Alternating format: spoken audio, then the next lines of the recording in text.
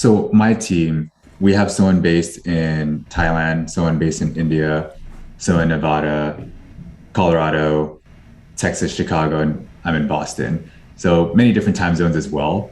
And one of the things on my mind is building kind of the team camaraderie, because I think knowing each other as part of work is great. It feels like sometimes with the remote work, a lot of interactions feel a bit transactional.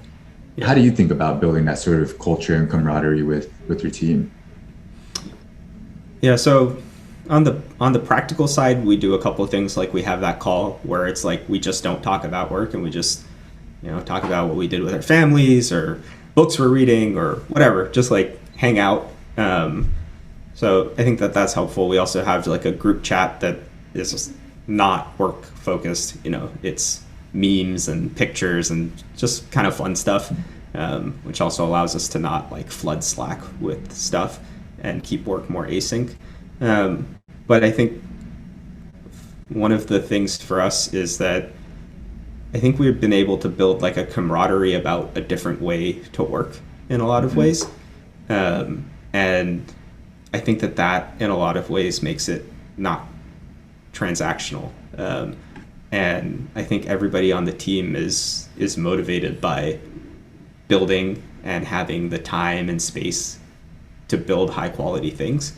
And so, yeah, we don't get to, collaborate that much like in a room on a whiteboard, but it's not like we're not collaborating. It's like I still am leaving a bunch of comments on every Loom video. I'm leaving ideas on PRs.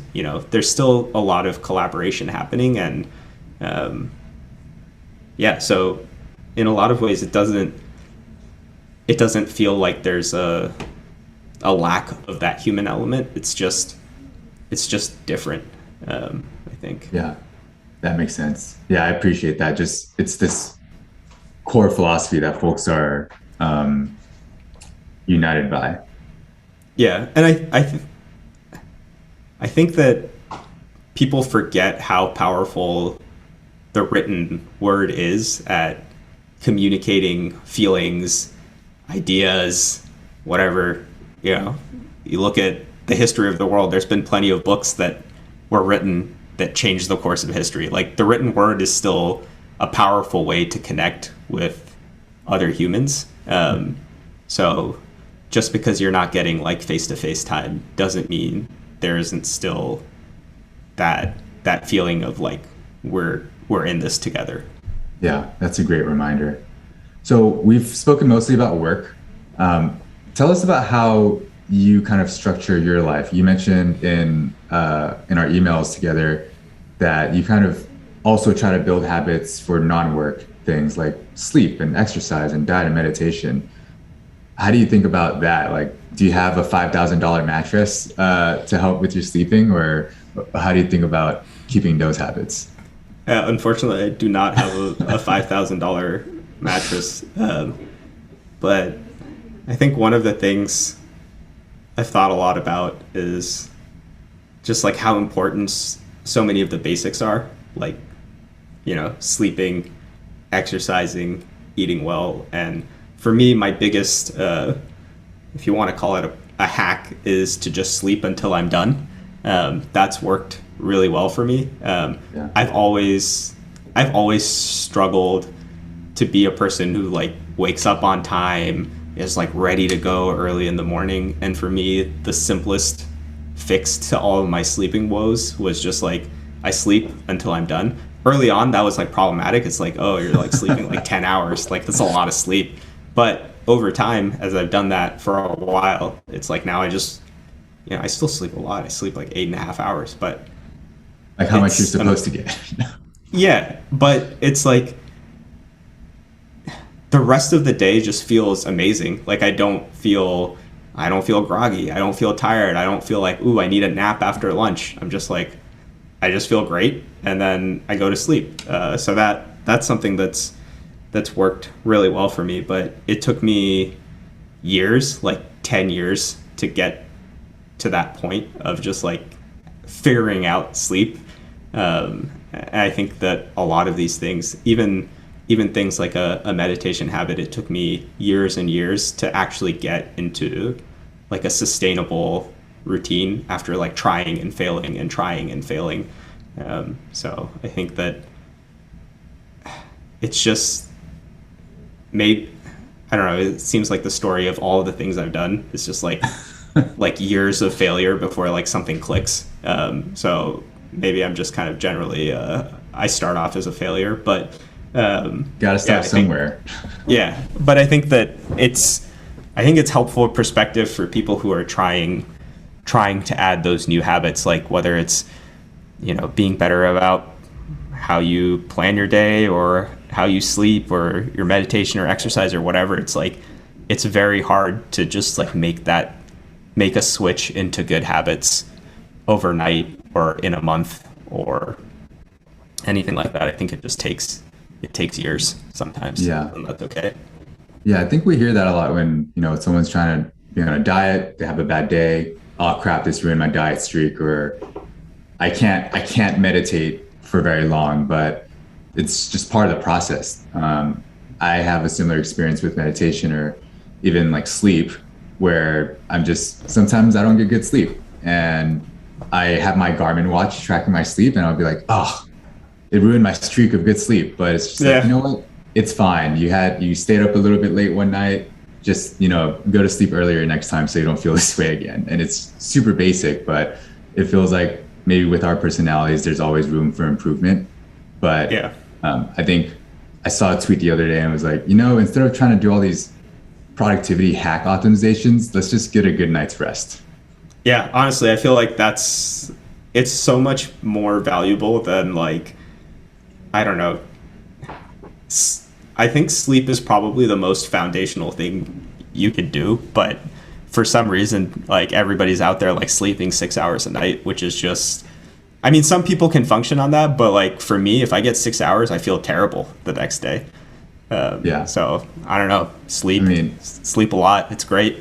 Yeah. I look back at my college days. I don't know what your college experience was, but I had a party stage, and I'd, you know, have a couple drinks, go to sleep really late, wake up for my 8 a.m. chemistry class and be falling asleep in class. Like, first of all, why? And second of all, how did I even go off on like 2, 3, 4 hours of sleep a night? I think about that a lot. I think about what was I doing? Like, how did I even pass these classes? Actually, you know, I had an 8 a.m. chemistry where I took the final exam and I looked at the questions and I was like, I've never even heard of these words. Like, I was a really good student academically, typically.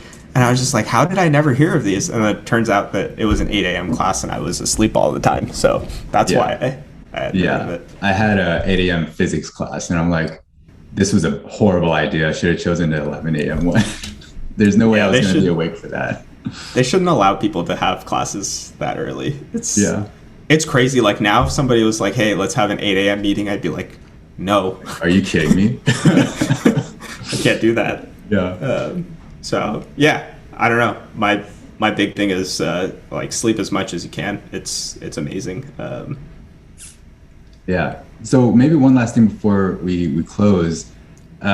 You referenced this blog post by Paul Graham about life is too short and cutting bullshit out of our lives. So what sort of bullshit have you cut out? Well, one of the big ones I feel that I've cut out is meetings. That's been big for me, just being able to do the work that I want to do instead of talking about the work. I think that's, from a work perspective, the biggest thing that we've done. And then just like cutting out any sort of, I don't know what you would even call it, just like the meetings that, like, with other people outside of the company that would have like, ooh, maybe this will pan out, and just like cutting all of that out, like not talking to investors who reach out, like not talking to those networking calls. Yeah, those like networking calls where it's like, ooh, something could happen. It's just like, maybe I'm gonna miss out on something, but it just feels better to not do speculative stuff and just like when a customer is like, hey, like, here's something I need, like, okay, I'd rather spend my time on something that I know adds value than something that could maybe possibly add value in 10 years or something. I don't know. Yeah. So for me, it's like, I think the big thing I've cut out is those meetings, and that's been really valuable for me. Yeah. That all of a sudden gives you so much time back.